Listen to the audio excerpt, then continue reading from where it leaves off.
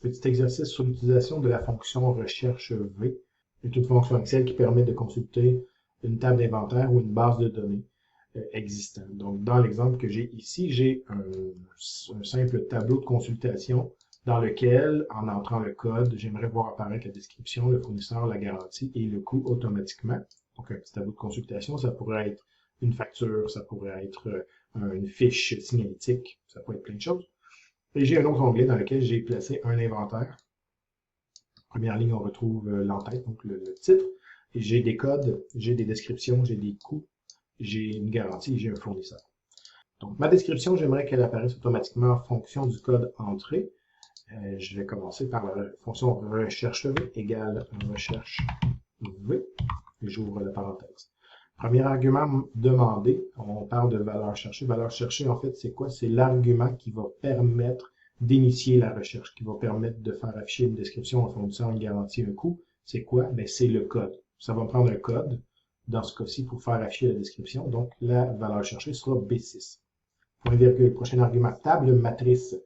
Table matrice, je fais référence aux données qui contiennent des informations. Donc, dans l'onglet inventaire, mes données, c'est tout ça ici, mon tableau complet.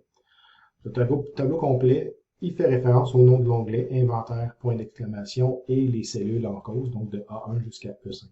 C'est possible de nommer une plage de données aussi, de manière à ce qu'on appelle cette plage-là plutôt que le nom. Je vais vous montrer un petit peu plus tard.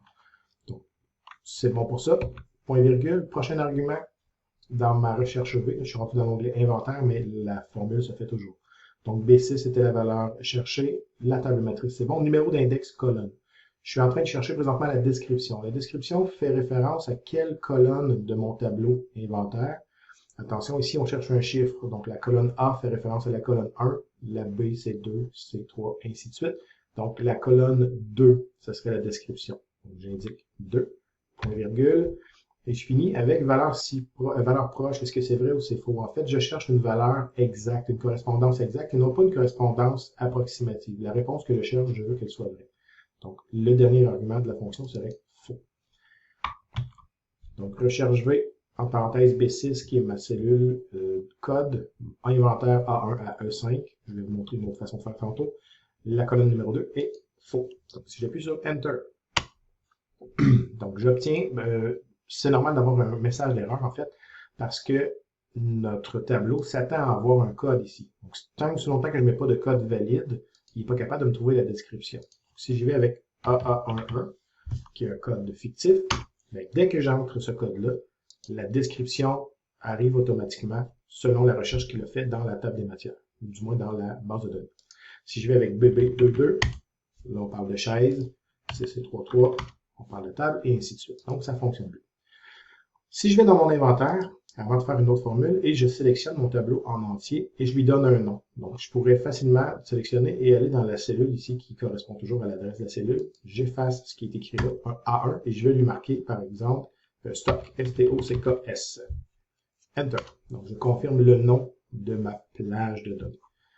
Ce nom-là, il est toujours possible d'aller dans formule gestionnaire de nom pour aller modifier le nom et la plage de données à laquelle il fait référence. Je reviens donc dans mon onglet facture et je vais faire fournisseur de la même façon, mais en appelant plutôt la plage maintenant. Donc, égal recherche V, j'ouvre une parenthèse. Premier argument, c'est toujours en fonction de mon code. Donc, je vais faire apparaître le fournisseur de ce code-là. Donc, je fais référence à ma cellule B6 dans mon cas. Virgule. La table matrice, au lieu d'aller cliquer dans l'onglet inventaire et sélectionner tout, je vais y aller avec le nom utilisé, stock, S-T-O-C-K-S. Excel me le propose d'ailleurs. On voit qu'il existe dans sa mémoire. C'est bon. Point virgule. Cette table-là, en fait, ce tableau de nommé est propre à ce fichier-là, n'a rien à voir avec les autres fichiers Excel. Numéro d'index de colonne. Le fournisseur, c'était dans quel index, dans quelle colonne? Si je viens voir dans mon inventaire ici, le fournisseur, c'était la colonne 1, 2, 3, 4, 5. C'était la colonne 5.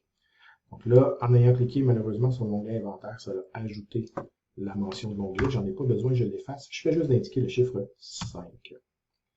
Point virgule. Et je veux une correspondance exacte. Je vais terminer ça avec petit truc ici qui peut être intéressant lorsque vous créez une recherche V comme ça.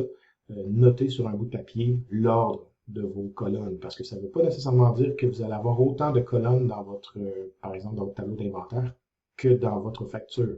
Peut-être que dans la facture, j'aurais en réalité besoin seulement du code, de la description et du coût, pas nécessairement de la garantie du fournisseur. Donc, mettre ça sur papier, ça peut toujours aider. Donc, j'appuie sur Enter pour la deuxième formule. Et là, je vois que j'ai Staples, la table vient de Staples. Si je change mon code pour BB22, j'ai une chaise qui vient aussi de Staples, AA11, un ordinateur qui vient de HP et DD44.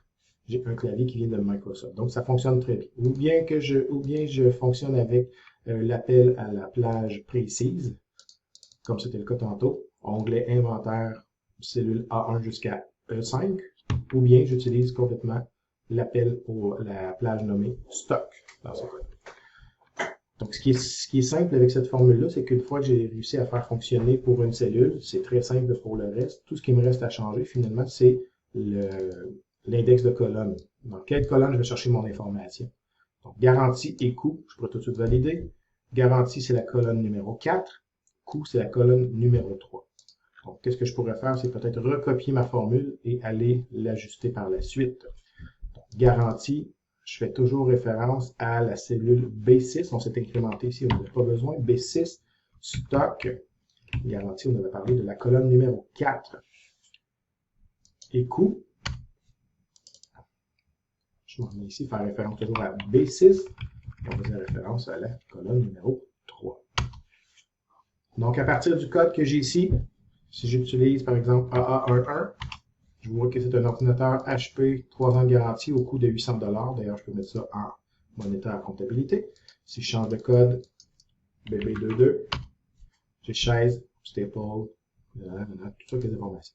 Si je veux me faciliter la tâche, je pourrais combiner ça avec une liste déroulante dans la cellule B6, qui est mon code. Si je sais que j'ai un certain nombre de codes, toujours les mêmes, je pourrais référer à ces codes-là et en faire une liste déroulante pour m'éviter d'avoir à les indiquer à chaque fois. Je sélectionne la cellule B6, je vais en haut dans Données, Validation des données, et ensuite je dis Autoriser la liste. Et dans la source, je vais sélectionner de quelles options vont faire partie de ma liste déroulante. Je vais dans l'onglet Inventaire, je sélectionne les 4 codes. Et j'appuie sur OK. Donc, à partir de maintenant, j'ai une liste déroulante dans laquelle je peux choisir le code et les informations apparaissent automatiquement. Donc, très utile pour un tableau de consultation, pour une facture, pour automatiser quelconque processus que ce soit.